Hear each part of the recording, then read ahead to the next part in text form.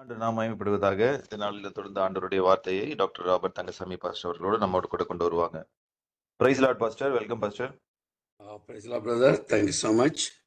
கர்த்தருடைய பரிசுத்த நாமத்துக்கு மகிமை உண்டாகட்டும். மறுபடியும் மன்னா நிகழ்ச்சியின் மூலமாய் உங்களை சந்திப்பதில் மிகவும் மகிழ்ச்சி அடைகிறேன்.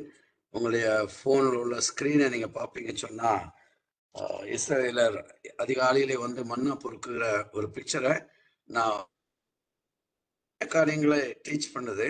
இந்த மன்னாவுடைய ஒரு ஸ்பெஷாலிட்டி என்னன்னு சொன்னால், சன்ரைஸ் வரும் முன்னாடி வந்து அவங்க மன்னாவை பொறிக்கிடணும். அதுக்கப்புறம் போய் பார்த்தாங்கன்னா ஒன்றுமே கிடைக்காது, ஏன்னா எல்லாம் மெல்ட் ஆகி போயிடும்னு சொல்லி பைபிளில் எழுதியிருக்கிறத நம்ம வாசிக்கிறோம். ஸோ இன்றைக்கும் இந்த காலகட்டத்திலும் நமக்கு ஒரு நாளை தொடங்கும் முன்பதாக ஆண்டவருடைய மன்னாவை நம்ம சேகரிக்கிறது ரொம்ப அவசியமாய் காணப்படுகிறது.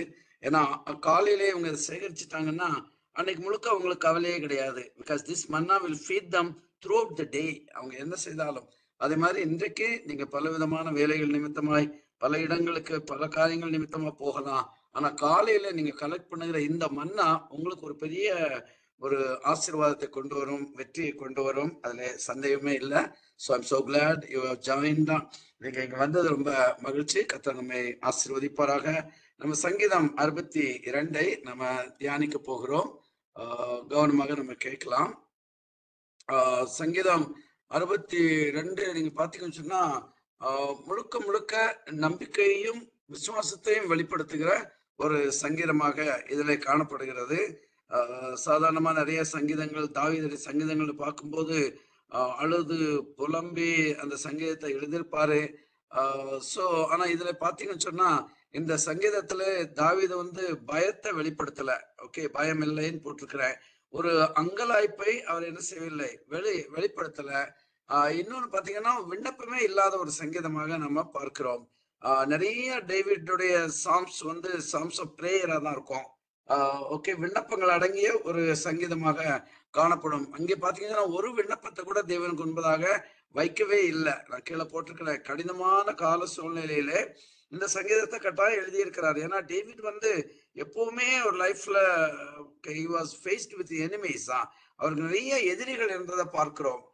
எதிரிகள் எப்படியாவது இவரை அழித்து விட வேண்டும், வீழ்த்தி விட வேண்டும் என்று கங்கணம் கட்டி கொண்டு செயல்படுகிற எதிரிகள் மத்தியிலே தான் டேவிட் ஆல் இஸ் லைஃப் அவர் வாழ்ந்திருக்கிறாருன்னு பார்க்கிறோம். ஈவன் ராஜாவான பின்பதாக கூட அவருடைய வயதான நாட்களிலே அவர் பெட்ல படுத்திருந்தப்போ கூட அவர்கிட்ட சொல்லாம போய் அதோனியா தன்னை ராஜாவாக ஆக்கி கொண்டதாக நம்ம பார்க்கிறோம். இவர் ரொம்ப நம்பி இருந்த யோவாபு அதோனியா பக்கத்துல போயிருந்ததை நம்ம பார்க்கிறோம். இந்த மாதிரி நிறைய சூழ்நிலைகளிலே தாவீது வஞ்சிக்கப்பட்டவராய், ஏமாற்றப்பட்டவராய், அவர் ஆபத்துகளை சந்தித்தவராக வாழ்ந்து கொண்டிருந்தாரு. ஸோ அப்படிப்பட்ட ஒரு கால சூழ்நிலையில இவர் இந்த சங்கீதத்தை எழுதி இருக்கணும். ஆனா பாத்தீங்கன்னு சொன்னா இந்த சங்கீதத்துல ஆண்டவரே இதை தாரும் அதை தாரும், இதை செய்யும் அதை செய்யும் சொல்லி கேட்கவே இல்லை. சில இடங்கள்ல டேவிட் வந்து பயங்கர போல்டா ஜெபம் பண்ணுகிறாரு. எப்படின்னு சொன்னா, நீர் ஏன் பலவானை போல கைகளை கட்டிக்கொண்டு சும்மா இருக்கிறீர், எழுந்தருளும் அப்படின்லாம் சொல்றது கேட்கிறோம். So it's very okay. அந்த மாதிரி ஒரு தாவீது இந்த சங்கீதத்தை ஒரு விண்ணப்பம் கூட, ஒரு ப்ரேயர் ரிக்வெஸ்ட் கூட இல்லாம எழுதியிருக்கிறத நம்ம பார்க்கிறோம். நாமும் கூட நல்ல ஆண்டவருக்கு உகந்த பிள்ளைங்களா இருப்போம்னு சொன்னா நம்முடைய சொந்த காரியங்களை குறித்து எப்போதும் ஆண்டோடு சொல்லிக்கணும்னு சொல்லி அழுது புலம்பணும்னு சொல்லி அவசியமே இல்லை. God knows all our needs. நம்முடைய தேவைகளை குறித்து அவருக்கு தெரியப்படுத்தினால் போதும் அப்படின்னு சொல்லி பவுல் எழுதுகிறத நம்ம வாசிக்கிறோம். ஸோ ஒரு விண்ணப்பம் இல்லாத சங்கீதம், பயம் இல்லாத சங்கீதம், அங்கலாய்ப்பு இல்லாத ஒரு சங்கீதமாக நாம் இதை பார்க்கிறோம். நல்ல பியூட்டிஃபுல் சாம். இந்த சங்கீதத்துல இந்த இன்ட்ரோடக்ஷன் மேல விதின் பிராக்கெட்ஸ் எழுதியிருக்கிறது நீங்க பாத்தீங்கன்னு சொன்னா, எதுதும் என்னும் ராக தலைவனுக்கு ஒப்புவிக்கப்பட்ட தாவீதின் சங்கீதம் என்று எழுதப்பட்டிருக்கிறது. ஏற்கனவே இந்த எதுதனை பற்றி நான் உங்க மத்தியில சொல்லி இருக்கிறேன். சங்கீதம் 39 நான் தான் எடுத்தேன்னு நான் நினைக்கிறேன். ஸோ சங்கீதம் 39, சங்கீதம் 77, சங்கீதம் 62 இந்த 3 சங்கீதங்களுமே இந்த எதுதோன் என்ற ராக தலைவனுக்கு ஒப்புவிக்கப்பட்டதாக எழுதப்பட்டிருக்கிறது. அது நான் அதை சொல்லி ரொம்ப நாள் ஆச்சு, நீங்க மறந்துருக்க சான்சஸ் இருக்குது. So I would like to remind you. Okay, இந்த எதுதோன் யார் அப்படிங்கிறத நம்ம கொஞ்சம் பார்க்கறது அவசியம். ஸோ எதுதோன் ராக தலைவர்களுக்குள் ஒருவர் அப்படின்னு சொல்லி நம்ம பார்க்கிறோம். சங்கீதம் 39 77 எதுதூனுக்கு தான் அர்ப்பணிக்கப்பட்டது. இந்த எதுதூன் யாருன்னு சொல்லி பார்த்தீங்கன்னு சொன்னா 1 நாளாகமம் 25:1. மேலும் சுரமண்டலங்களாலும் தம்புருக்களாலும் கைத்தாளங்களாலும் தீர்க்க தரிசனம் சொல்லுகிற ஆசாப், ஏமான், எதுத்தூன் என்பவர்களின் குமாரரில் சிலரை தாவீதும் தேவாலய சேனைகளின் பிரபுக்களும் ஊழியத்திற்கென்று பிரித்து வைத்தார்கள் அப்படின்னு சொல்லி நம்ம பார்க்கிறோம். இதுல அவங்க குமாரரை பற்றி போட்டிருக்குது. ஆக்சுவலா வேற இடங்களில இவங்களெல்லாம் டேவிட் தான் ஆலயத்துல ஆராதனைக்காக ஏற்படுத்தினார் அப்படின்னு சொல்லி பார்க்கிறோம். நீங்க இந்த ரைட் சைட்ல இருக்கிற பிக்சரை பார்த்தீங்கன்னு சொன்னா எதுதூன் வந்து ஹி வாஸ் என்ன சொல்ல சாங் கண்டக்டர், மியூசிக் கண்டக்டர் அப்படின்னு சொல்லி பார்க்கிறோம். நிறைய பேர் பலவிதமான மியூசிக் இன்ஸ்ட்ருமெண்ட்ஸோட இருக்கிறத நான் பார்க்கிறோம். நூற்றுக்கணக்கானோர் அவங்களுடைய கொயர்ல அந்த நாட்களிலே இருந்திருக்கிறாங்க அப்படின்னு சொல்லி நம்ம பைபிள்ல வாசிக்க முடியும். அப்ப தாவீது அவ்வளவு அழகான கொயரை தேவனுக்கு இது பண்ணது மாத்திரமல்ல, ஷிஃப்ட் டியூட்டி வைத்து அந்த கொயர் ரெகுலராய் பாட்டு பாடும்படியாக செய்தார்.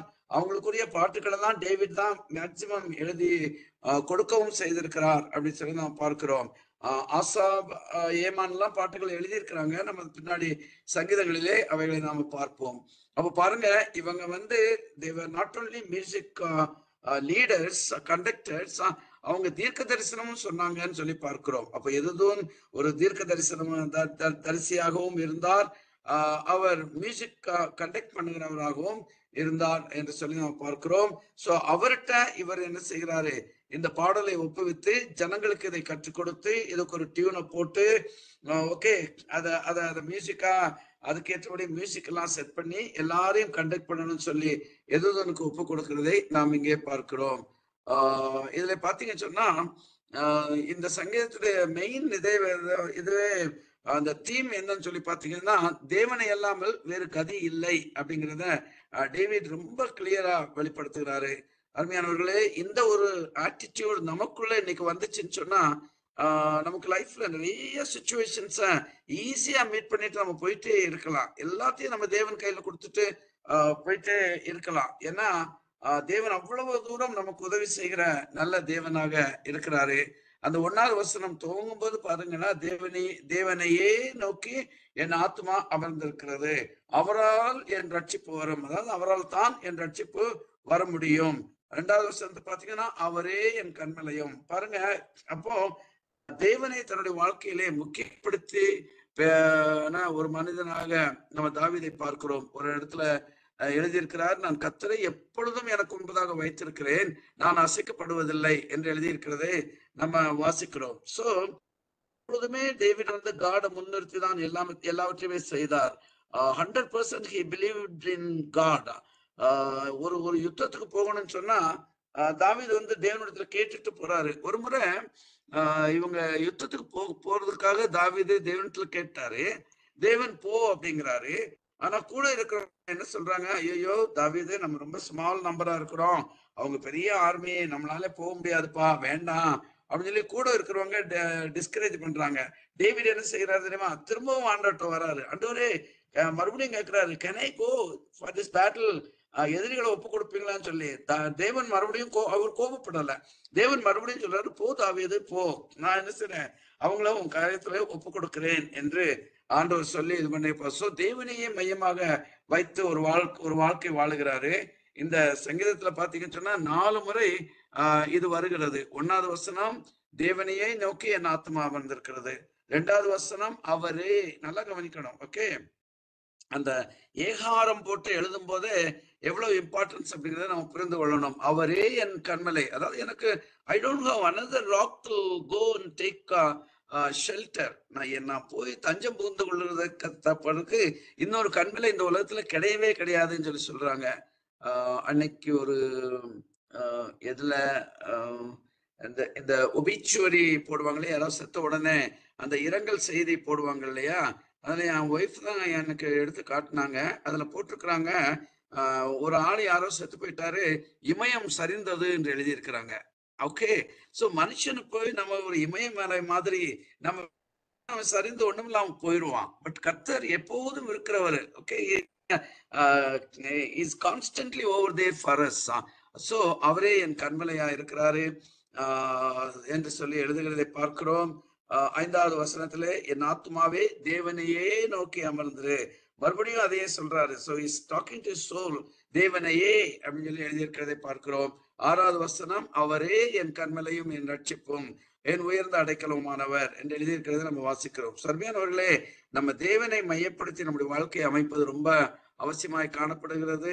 அவ்வளவு எதிர்ப்புகள் மத்தியிலும் தேவன் தாவீது வந்து சேஃபா இருந்தாரு. அவர் உடம்புல ஒரு இது கூட காயம் கூட படலன்னு சொல்லி நம்ம பைபிள்ல வாசிக்கிறோம். சோ அதுக்கு காரணம் தேவன் தேவன் தேவன் தான் அவருக்கு எல்லாமே அப்படி சொல்லி நம்முடைய வாழ்க்கையிலும் அப்படி ஒரு ஆட்டிடியூட் நமக்கு உருவாகிறது அவசியமாய் இருக்கிறது.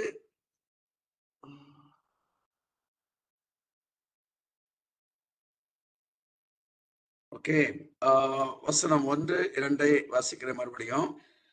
தேவனையே நோக்கி என் ஆத்மா அமர்ந்திருக்கிறது, அவரால் என் ரட்சிப்பு வரும். அவரே என் கன்மலையும் என் ரட்சிப்பும் என் உயர்ந்த அடைக்கலமானவர், நான் அதிகமாய் அசைக்கப்படுவதில்லை என்று எழுதியிருக்கிறது நாம் இங்கே வாசிக்கிறோம்.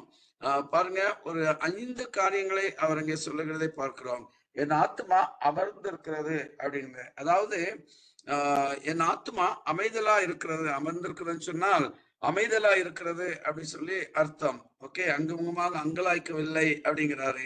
என் ஆத்மா அமைதலா இருக்கிறது, நான் அழுது புலம்பவில்லை, நான் அரண்டு போய் துகைத்து நிற்கவில்லை, அவிசுவாசத்தினாலே நான் சோர்ந்து போகவில்லை, நான் அங்கலாய்க்கவில்லை அப்படின்னு சொல்லி இதுக்கு சில மீனிங்ஸ் கொடுத்திருக்கிறேன். இதெல்லாம் இன்னைக்கு கிறிஸ்டியன் பிலீவர்ஸ் அவங்க ஃபேஸ் பண்ணுகிற சில காரியங்களா இருக்கிறாங்க. நிறைய பேருடைய ஆத்மா அமைதலா இருக்கிறதே இல்லை. ஓகே, எப்ப பார்த்தாலும் அழுது புலம்பி ஐயோ இது ஐயோ அப்படி ஐயோ இப்படி என்று சொல்லி குறை சொல்லி கொண்டு இருக்கிறவங்களை நிறைய பேரை நம்ம இன்னைக்கு என்ன செய்யறோம், நம்ம பார்த்து கொண்டு இருக்கிறோம். எல்லா காரியங்களுக்கும் அரண்டு போய் திகைத்து நிற்கிறாங்க. இதுக்கு என்ன செய்வோம், அதுக்கு என்ன செய்வோம் அப்படின்னு சொல்லி சிலர் அவிசுவாசத்திலே சோர்ந்து போய் உட்கார்ந்துட்டு இருக்கிறாங்க. சிலர் பார்க்கிறவங்களெல்லாம் புலம்பிட்டு இருக்கிறத நம்ம சர்ச்சஸ்ல கூட நம்ம பார்க்கிறோம், அப்படிப்பட்ட பிலீவர்ஸ். ஆனா அருமையானவர்களே, இன்றைக்கு நம்ம எல்லாவற்றுக்குமாக வேண்டி எப்போதும் நம்ம அங்கலாய்ச்சி கொண்டிருந்தோம்னு சொன்னா நம்ம வாழ்நாளே பத்தாது. ஏன்னா ஒரி பண்றதுக்கு அவ்வளவு காரியங்கள் நம்முடைய வாழ்க்கையில இருக்கும். எல்லாவற்றையும் தள்ளிவிட்டு நம்ம ஆத்மாவை அமர்ந்திருக்க செய்ய வேண்டியது ரொம்ப அவசியம். டேவிட் சொல்லுகிறாரு, என் ஆத்மா அமர்ந்திருக்கிறதுன்னு சொன்னா என்ன காரணம் அப்படின்னு சொல்லி நம்ம தெரிந்து கொள்ள வேண்டும். காரணம் என்ன? தேவன் தான் காரணம். தேவன் எனக்கு சகாயரா இருக்கிறபடினாலே என் ஆத்மா அமர்ந்திருக்கிறது அப்படிங்கிறாரு.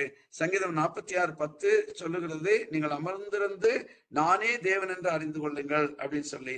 அப்போ he is the almighty God அப்படின்னு சொல்லி நம்ம உண்மையிலேயே நம்முடைய இருதயத்துல தெரிஞ்சிருந்ததுன்னா நம்முடைய இருதயம் என்ன செய்யும், இன்றைக்கு அமைதியாக தான் இருக்கும் அப்படிங்கிறத நாம் இன்னைக்கு உணர்ந்து கொள்வது அவசியமா இருக்கிறது.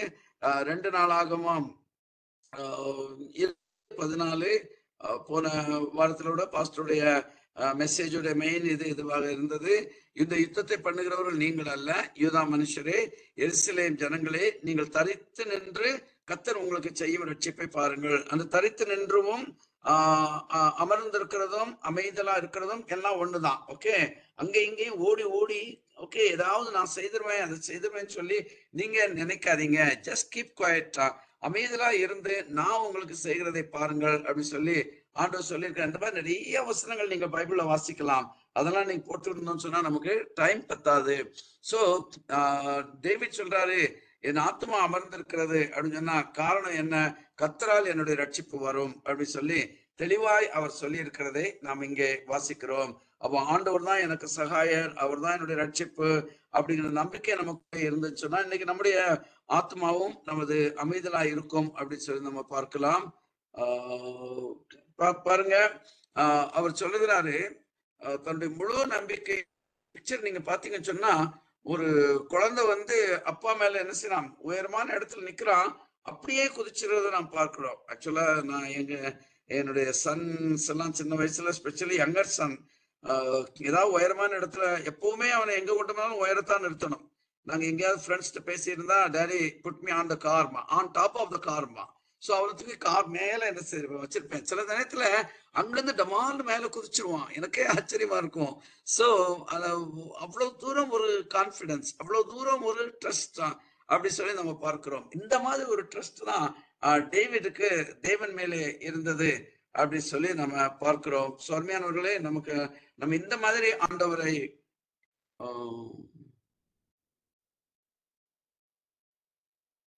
ஏதோ நோட்டிபிகேஷன்ஸ் வந்துட்டே இருக்குது. I don't know from Webex. Okay, அவராலே என் ரட்சிப்பு வரும் அப்படின்னு சொல்லி அப்போ அவர் என்னை கைவிடவே மாட்டாரு. நான் என்ன சூழ்நிலையில இருந்தாலும் நான் அவர் மேலே சார்ந்து கொள்ளலாம் அப்படின்னு சொல்லி நம்ம பார்க்கிறோம். சோ கடினமான சூழ்நிலையிலே எழுதப்பட்டிருந்தாலும் கர்த்தரிடத்திலே இதை தாரும் அதை தாரும் என்று கேட்காத ஒரு சங்கீதம். ஏற்கனவே நான் சொல்லிட்டேன். நம்மை பொறுத்த வரைக்கும் இல்ல மோஸ்ட் ஆஃப் த பிலீவர்ஸ் பொறுத்த வரைக்கும் என்னன்னா, ஜெபம்னு சொன்னா ஷாப்பிங் லிஸ்ட், அவ்வளவுதான். ஜெபம்னு சொன்னா ஒரு டாக்டர்கிட்ட போய் வியாதிகளை எல்லாம் சொல்லி மருந்து கேட்கிற மாதிரி. இதுதான் இன்னைக்கு நிறைய பேருக்கு ஜெபமாக இருக்கிறது. ஆனா ஜெபம் என்று சொல்லுவது நம்ம தேவனோடு கொண்டிருக்கிற ஒரு உறவு, தேவனோடு கூட நம்ம செலவு செய்கிற நேரம். இது அப்படிங்கிறது நம்ம ஜெபத்திலே நம்ம தேவனோடு கூட பேச முடியும், அவர் நம்மோடு கூட பேச முடியும், நம்ம தேவன் மேலே இருக்கிற அன்பை நம்ம வளர்த்து கொள்ள முடியும், தேவனை குறித்த அறிவை நம்ம வளர்த்து கொள்ள முடியும், அவருடைய ஆலோசனைகளை கேட்க முடியும். இதெல்லாம் நிறைய பேருக்கு தெரியறதே கிடையாது. ஷாப்பிங் லிஸ்ட் மாதிரி அதை செய்யும் இதை செய்யும், அதை வாங்கித்தாரோம் இதை வாங்கித்தாரோம் அப்படி சொல்லி ஒரு 100 காரியங்களை ஆண்டோட்ட சொல்லிட்டு எந்திரிச்சு நம்ம போயிட்டே இருக்கிறோம். பட் தட் இஸ் ராங் அப்படிங்கிறத நம்ம புரிந்து கொள்ளணும். நம்ம முழு நம்பிக்கையும் விசுவாசமும் அவர் மேலே இருக்கும்னு சொன்னா நம்முடைய ரட்சிப்பு அவர் மூலமாய் வரும் அப்படிங்கிறத நாம அறிந்து கொள்ள முடியும். 2வது வசனத்தை பார்த்தீங்கன்னு சொன்னா, அவரே என் கண்மலையும் என் ரட்சிப்பும் என் உயர்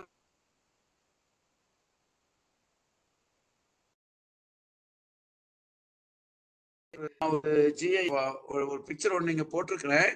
பயங்கரமாய் காற்றடித்து இந்த மரங்கள் எல்லாம் எப்படி ஆடுதுன்னு பாருங்க. ஆனா டேவிட் சொல்றாரு, நான் அசைக்கப்படுறது கரெக்ட் தான். சில நேரங்கள்ல யாரா இருந்தாலும் இந்த உலகத்துல அசைக்கப்படுவோம். ஒரு மனுஷனும் எவ்வளவு பெரிய பக்திமானா இருந்தாலும் நான் அசைக்கப்படவே மாட்டேன்னு சொல்லவே முடியாது. அவங்க அசைக்கப்படுகிற ஏதாவது சூழ்நிலை அவங்க வாழ்க்கையில வந்துட்டு தான் இருக்கும். ஏன்னா அதெல்லாம் அப்பப்போ அனுமதிச்சாதான் நாம கர்த்தரோடு கூட நெருங்கி இருப்போம் என்று தேவனுக்கு தெரியும். So he allows these things. அப்போ டேவிட் சொல்றாரு, நான் அசைக்கப்படுறது உண்மைதான், ஆனா நான் அதிகமாக அசைக்கப்பட மாட்டேன். நீங்க இந்த ட்ரீஸ இவ்வளவு காற்று அடிக்குது, இந்த ட்ரீஸ பாத்தீங்கன்னா ஒன்னும் கீழே விழல, அது நின்றுட்டு ஆடிக்கிட்டு இருக்கிற ஒழிய இட் இஸ் நாட் ஃபாலிங். அதே மாதிரி அவர் சொல்றாரு, எனக்கு என் மேல புயல் அடிக்கலாம், எனக்கு சூறாவளி அடிக்கலாம், ஓகே, சுனாமி வரலாம், ஒரு நிலநடுக்கம் வரலாம், கொஞ்சம் என்னை அசைச்சு பார்க்குமே ஒழிய அது என்னை கீழே விழத்தள்ளாது அப்படின்னு சொல்லி எழுதியிருக்க, இது பைபிள் எழுதியிருக்கிறத நம்ம வாசிக்கிறோம். நீதிமான் 7 முறை விழுந்தாலும் அவன் என்ன செய்வான், அவன் எழுந்திருப்பான் என்று எழுதியிருக்கிறதை நம்ம பைபிள்ல வாசிக்கிறோம். ஆனா இங்க பாத்தீங்கன்னு சொன்னா, நான் அதிகமாக அசைக்கப்படுவதில்லை. அப்பப்போ யாராவது என்னைய அசைக்க ட்ரை பண்ணுவாங்க, but they cannot do that என்று சொல்லி டேவிட் அழகாய் சொல்லுகிறதை நாம் இங்கே வாசிக்கிறோம். தேவனை பற்றி அதுல பாத்தீங்கன்னு சொன்னா நல்ல டிஸ்கிரிப்ஷன் கூட. அவர் தான் என் கண்மலை, என் ரட்சிப்பு, ஓகே, என் உயர்ந்த அடைக்கலாம் அப்படின்லாம் ரொம்ப அழகாய் சொல்லுகிறதை பார்க்கிறோம். இதே காரியங்களை நம்ம பின்னாடி பார்க்க போகிறோம். இதே சங்கீதத்துல 3-4 வசனங்களை நீங்க வாசிப்பீங்கன்னு சொன்னா, நீங்கள் எதுவரைக்கும் ஒரு மனுஷனுக்கு தீங்கு செய்ய நினைப்பீர்கள், நீங்கள் அனைவரும் சங்கரிக்கப்படுவீர்கள், சாய்ந்த மதிலுக்கும் இடிந்த சுவருக்கும் ஒப்பாவீர்கள், அவனுடைய மேன்மையிலிருந்து அவனை தள்ளும்படிக்கு அவர்கள் ஆலோசனை பண்ணி அபத்தம் பேச விரும்புகிறார்கள், தங்கள் வாயினால் ஆசீர்வதித்து தங்கள் உள்ளத்தில் சபிக்கிறார்கள், சேலா அப்படி சொல்லி முடிக்கிறத நம்ம இங்கே பார்க்கிறோம். பாருங்க, தாவீது இந்த 2 வசனங்களிலே எதிரிகளை பற்றியும் எதிரிகளிடமும் அவர் புகார் சொல்லுகிறதை நாம பார்க்கிறோம்.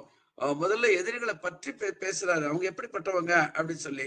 அப்புறம் பாத்தீங்கன்னு சொன்னா எதிரிகளை எச்சரித்து அவர் பேசுகிறதை பார்க்கிறோம். எதிரிகளிடத்துல கேள்வியை கேட்கிறாரு, நீங்கள் எதுவரைக்கும் ஒரு மனுஷனுக்கு தீங்கு செய்ய நினைப்பீர்கள், காரணமே இல்லாம பைத்தியக்காரத்தனமாய் ஒரு மனுஷனை நீங்க தாக்குவீர்களா அப்படின்னு சொல்லி டேவிட் என்ன செய்யறாரு, ஒரு கேள்வி கேட்கிறதை பார்க்கிறோம். இதுவும் உலகத்துல நார்மலா நடக்கிற ஒரு இதுதான். எங்களை விட நீங்க தான் அதிகமா இந்த வேர்ல்ட்லி பீப்புளோடு கூட மூவ் பண்ற ஆட்கள்.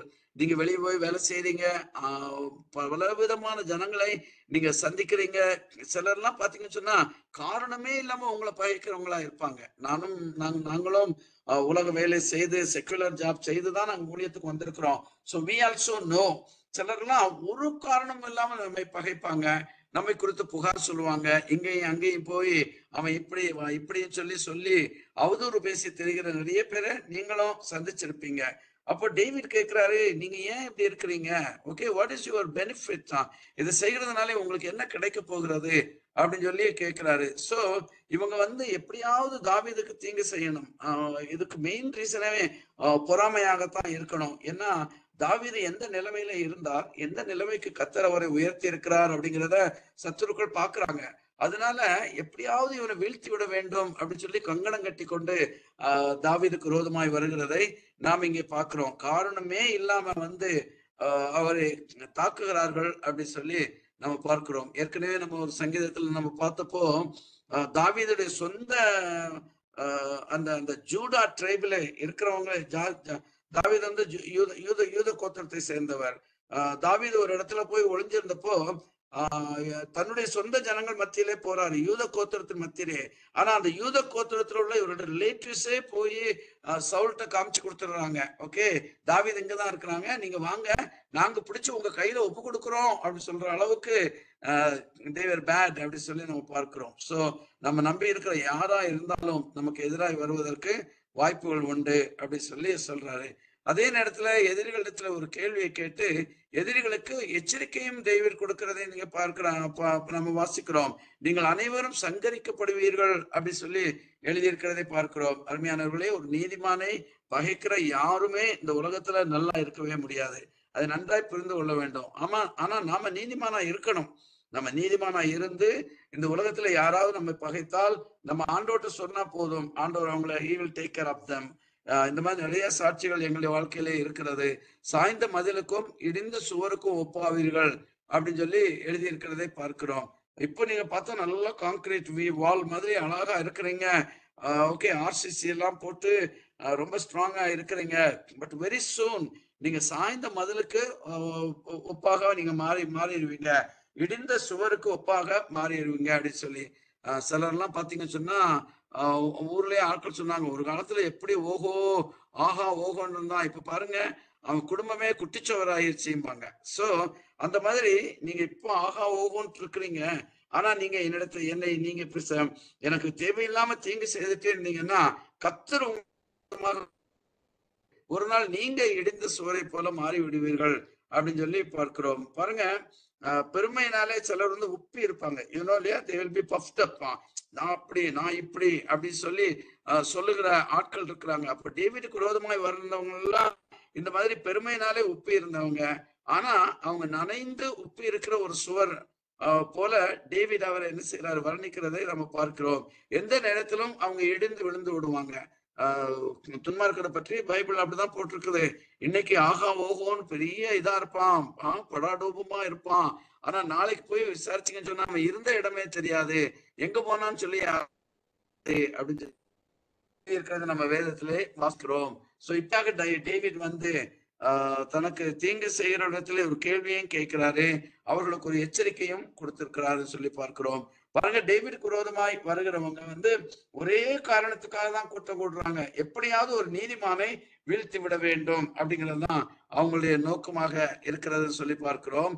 இந்த டேவிடை சுத்தி இருக்கிற மக்கள்ல ஒரு டேஞ்சரஸ் கூட்டமும் ஒண்ணு இருக்கிறாங்க. ஒண்ணு வெளியே இருந்து கத்தியோட கப்படாவோடு கூட துப்பாக்கியோடு கூட தாக்குகிற ஒரு கூட்டம். அட்லீஸ்ட் அவங்களாவது சரி, அவங்க எங்க இருக்கிறாங்க, அவங்க எப்போ வருவாங்க, எப்படி வருவாங்கன்னு சொல்லி நமக்கு தெரியும். ஆனா கூட இருந்தே குழிபறிக்கிற அதுதான் ரொம்ப டேஞ்சரஸ் எனிமி அப்படின்னு நம்ம புரிந்து கொள்ள வேண்டும். அவங்களை இனங்கண்டு கொள்வதற்கு கர்த்தர் நமக்கு என்ன செய்ய வேண்டும், நமக்கு நல்ல ஞானத்தை கொடுக்க வேண்டும். இந்த 4வது வசனத்துடைய கடைசியில பாத்தீங்கன்னு சொன்னா, தங்கள் வாயினால் ஆசீர்வதித்து தங்கள் உள்ளத்தினால் சபிக்கிறார்கள் அப்படின்னு சொல்லி நாங்க ஸ்கிரீன்ல ஒரு பிக்சர் போட்டிருக்கிறேன். ஒரு ஆள் ஒரு மாஸ்க் பிடிச்சிருக்கிறான் பாத்தீங்களா? ஓகே, அப்ப எவ்வளவு பெரிய சீட்டர் அப்படிங்கிறத, ஏமாற்றுக்காரன் அப்படிங்கிறத நம்ம அறிந்து கொள்ள வேண்டும். ஏன்னா அந்த பேரு அப்படியே நம்ம பார்க்கும்போது அவங்ககிட்ட நம்மகிட்ட பேசும்போது அவங்க மாஸ்க் வேறங்க. ஆனா நம்ம இந்த பக்கம் அவங்க மாஸ்க் போய் அவங்களோட உண்மையான முகத்தை பாத்தீங்கன்னா அவங்க தெரியும் நம்ம எவ்வளவு தூரம் வஞ்சகமாய் நம்மளே பிஹேவ் பண்ணிருக்கிறாங்கன்னு சொல்லிட்டு, நீங்க அப்படி சார், நீங்க அப்படிமா, ஐயோ நீங்க எல்லாம் ஒன்னும் ஆகாதுமா, ஐயோ நீங்க தான் அப்படி இப்படி இப்படின்னு சொல்லி பேசிட்டு நம்ம முகத்தை திருப்பின உடனே நமக்கு என்ன தீங்கு செய்யலாம் அப்படின்னு சொல்லி நினைக்கிற நிறைய பேர் நம்ம சூழ்ந்து இருக்கிறாங்க. மாஸ்க் போட்டுட்டு இருக்கிறவங்கள நம்ம இனம் கண்டு கொள்வதற்கு கர்த்தர் நமக்கு இன்னைக்கு என்ன செய்ய வேண்டும்? நல்ல ஒரு ஆவியை கர்த்தர் நமக்கு கொடுப்பது அவசியமாக இருக்கு. இப்ப டேவிட் சொல்றாரு, இந்த மாதிரி டேஞ்சரஸ் பீப்புள் என்னை சூழ்ந்திருக்கிறார்கள் அப்படின்னு சொல்லி அவர் சேலா அப்படிங்கிற வார்த்தையோடு கூட முடிக்கிறதை நாம் இங்க பார்க்கிறோம். உங்களுக்கு தெரியும் சேலான்னு சொன்னா முறை இந்த வசனத்தை வார்த்தையை நம்ம பார்த்து விட்டோம். ஓகே, நில், கவனி, செல். அதான் எனக்கு இதுக்கு நான் கொடுக்கிற விளக்கம். Very simple. கொஞ்சம் இருங்க, கொஞ்சம் ஆலோசிங்க. நில், நிதானி, செல். ஓகே, இதுல இருந்து நம்ம என்ன புரிஞ்சுக்கிறோம்? இதை கொஞ்சம் நிதானிச்சுட்டு அதுக்கப்புறம் தொடர்ந்து போவது நல்லதாக இருக்கிறது என்று சொல்லி நாம பார்க்கிறோம். 5, 6, 7 வசனங்களை நம்ம வாசித்தோம் சொன்னால், என் ஆத்மாவே தேவனையே நோக்கி அமர்ந்தது. சாரி, நான் நம்புகிறது அவராலே வரும். அவரே என் கண்மலையும் என் உயர்ந்த அடை. நான் அசைக்கப்படுவதில்லை. முதல்ல அசைக்கப்படுவதில்லை அப்படின்னு சொன்னாரு. இங்கே நான் அசைக்கப்படுவதே இல்லை அப்படின்னு சொல்லி சொல்றாரு. என் ரட்சிப்பும் என் மகிமையும் தேவனிடத்துல இருக்கிறது. பலனான என் கண்மலையும் என் அடைக்கலமும் தேவனுக்குள் இருக்கிறது சொல்லி தேவன் அழகா எழுதியிருக்கிறதை பார்க்கிறோம்.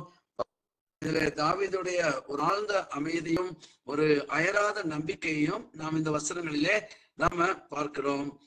பாருங்க, டேவிட் வந்து தன்னுடைய ஆத்மாவோடு கூட அடிக்கடி பைபிள வாசிக்கிறோம். வேற யாரும் இப்படி செய்யறதாக நான் பைபிள வாசிக்கவே இல்லை. டேவிட் தான் 11 முறை தன்னுடைய ஆத்மாவோடு கூட பேசுகிறார். இது நமக்கும் ஒரு பாடம். அப்பப்போ நம்ம ஆத்மாவோட கூட நாமே பேசிக்கணும். நம்ம தவறு செய்யும் போது என்ன செய்துட்ட நீ அப்படின்னு நம்மள நாமே கேட்டுக்கணும். ஓகே, பயப்படும் போது ஏன் பயப்படுற நீ? பயப்பட வேண்டிய அவசியம் இல்லையே, கர்த்தர் கூட இருக்கிறாரேன்னு சொல்லி நம்மை தாமே என்ன செய்ய வேண்டும்? நம்ம என்கரேஜ் பண்ணிக்கொள்வது அவசியமாக இருக்கிறது. சோ டேவிட் வந்து 11 முறை என் ஆத்மாவே அப்படின்னு சொல்லி ஒண்ணு வந்து சங்கீதம் 62:5. இப்ப நம்ம வாசித்த வசனம், என் ஆத்மாவே தேவனையை நோக்கி காத்துரு அப்படின்னு சொல்லி. அப்புறம் என் ஆத்மாவே ஏன் எனக்குள் கலங்குகிறாய், ஏன் எனக்குள் தேங்குகிறாய் என்று சொல்லி 3 முறை டேவிட் சொல்லுகிறதை நம்ம வாசிக்கிறோம். சங்கீதம் 42:5, 42:11, சங்கீதம் 43:5. இந்த 3 ஏன் கலங்குகிறாய், ஏன் எனக்குள் தியங்குகிறாய்? நீங்க தொடர்ந்து வாசிச்சீங்கன்னா கர்த்தரையே நம்பி அவருக்காக காத்துரு அப்படின்னு சொல்லி எழுதியிருக்கிறதை நாம இங்கே வாசிக்க முடிகிறது. 3வது பாத்தீங்கன்னு சொன்னா, என் ஆத்மாவே கர்த்தரை ஸ்தோத்திரி என்று சொல்லி 7 இடங்களிலே அவர் எழுதியிருக்கிறதை நம்ம வாசிக்க முடிகிறது. சங்கீதம் 103:1 நமக்கு ரொம்ப தெரிந்த ஒரு வசனம். சங்கீதம் 103:2, சங்கீதம் 103:22, சங்கீதம் 104:1, சங்கீதம் 104:35, சங்கீதம் 116:7, சங்கீதம் 146:1. இந்த 7 இடங்களிலுமே என் ஆத்மாவே கர்த்தரை ஸ்தோத்திரி. ஏன்னா அவர் செய்த உபகாரங்கள் அவ்வளவு அதிகமானவை. நம் வாழ்நாள் முழுவதும் நம்ம செய்ய வேண்டும், ஆண்டவருக்கு நம்ம நன்றி செலுத்த வேண்டும் அப்படின்னு சொல்லி நம்ம பார்க்கிறோம். சோ இந்த தாவீது வந்து தன்னுடைய ஆத்மா கிட்ட என்ன சொல்லுகிறார் அப்படின்னு சொல்லி கேட்டீங்கன்னு சொன்னா, 3 காரியங்கள் சொல்லுகிறாரு. தேவனையே நோக்கி அமர்ந்தது, நான் நம்புகிறது அவராலே வரும், நான் அசைக்கப்படுவது இல்லை அப்படின்னு சொல்லி தன்னுடைய ஆத்மா கிட்ட டேவிட் சொல்லுகிறதை பார்க்கிறோம். இதே மாதிரி நாமும் அப்பப்போ நம்மை கலக்குகிற கஷ்டப்படுத்துகிற சூழ்நிலைகள் வரும்போது, அந்த மனிதர்களோடு கூட நம்ம பழகும் போது நாம நமக்குள்ளேயே சொல்லிக்கொள்ள வேணும். கோவப்படாத, ஆத்திரப்படாத, ஏதாவது பேசிடாத, அமைதலா இரு அப்படின்னு சொல்லி நம்ம ஆத்மா. ஏன்னா நம்முடைய ஆத்மா தான் it is a seat of our emotions தான்.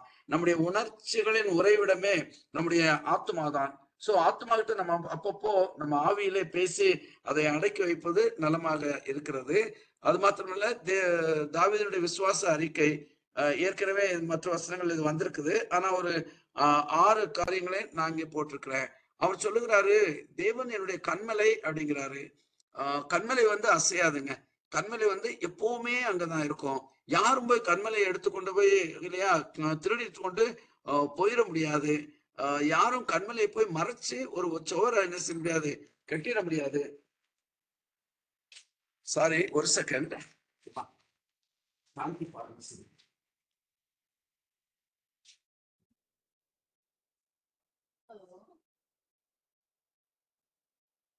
சாரி.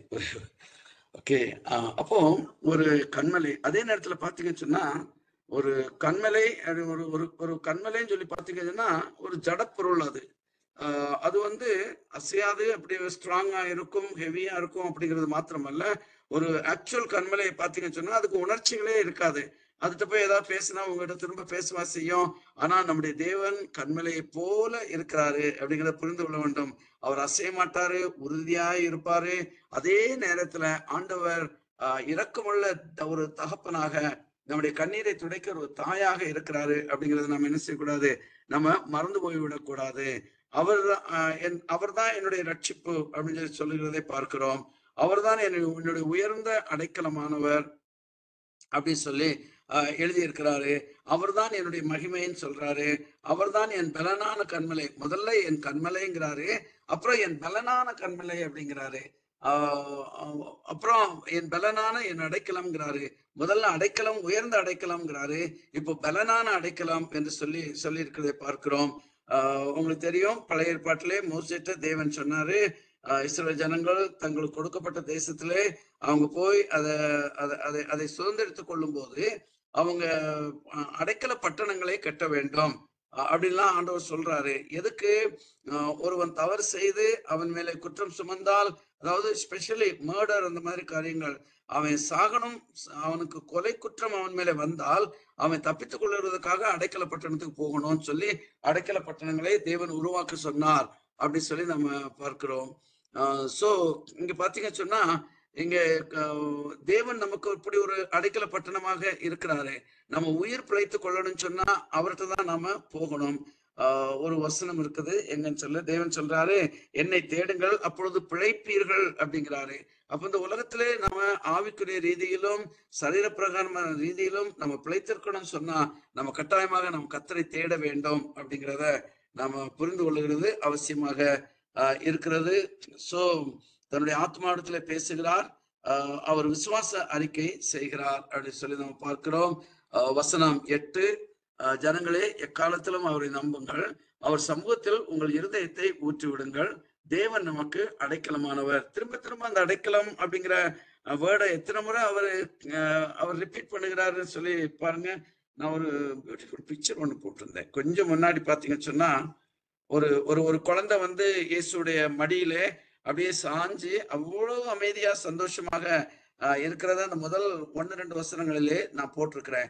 சோ அந்த மாதிரி நம்ம தேவனிடத்துல அடைக்கலமா வந்துட்டோம்னு சொன்னா நமக்கு எந்த விதமான ஒரு பிரச்சனையும் இல்லை என்பதை நாம புரிந்து கொள்வது அவசியம். அவர் சொல்றாரு, ஜனங்களே அப்படிங்கிறாரு. நல்ல கவனிங்க, when God has blessed us so much, இந்த பிளஸ்ஸிங்கை மற்றவங்களுக்கு நாம கடத்தி விடுகிறது நம்முடைய ஒரு கடமையாக காணப்படுகிறது. இப்போ டேவிட் வந்து பர்சனலா he has known God, he has experienced God, he has enjoyed all the blessings of God. தேவனுடைய எல்லா விதமான ஆசீர்வாதங்களையும் தாவீது பார்த்திருக்கிறாரு, உணர்ந்திருக்கிறாரு, அனுபவித்திருக்கிறாரு. அப்போ தாவீது என்ன சொல்கிறாரு, நான் மாத்திரம் இதை அனுபவித்தால் எப்படி? I have to tell others. அதனாலதான் இன்னைக்கு சர்ச்சில் இந்த ஒய்கோஸ் ஊழியத்தை செய்து ஏதாவது செய்து செய்யுங்க செய்யுங்க செய்யுங்கன்னு சொல்லி திரும்ப திரும்ப திரும்ப திரும்ப நம்ம சொல்லி கொண்டு இருக்கிறோம். ஏன்னா when God has blessed us, it is our duty to bless others.